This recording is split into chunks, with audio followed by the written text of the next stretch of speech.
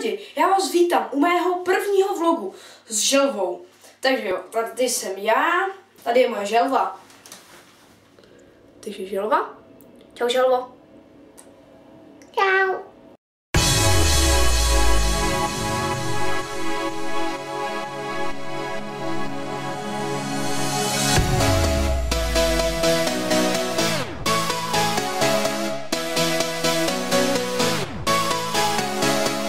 Takže to je želva tohle.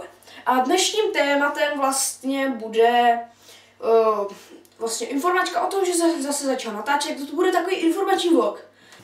No a takže teď budu do prosince natáčet vlogy, challenge a nějaký ty tutoriály.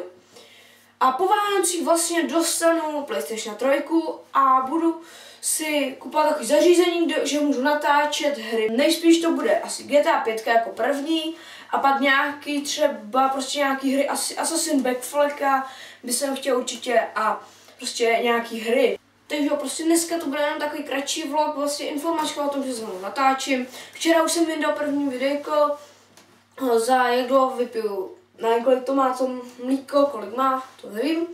No prostě krabici mlíka a vzal jsem to nějakých minutu a půl. Můžete se na to určitě kouknout, videjko dám do popisku videa, pokud na to nezapomenu. A to je asi tak prostě všechno.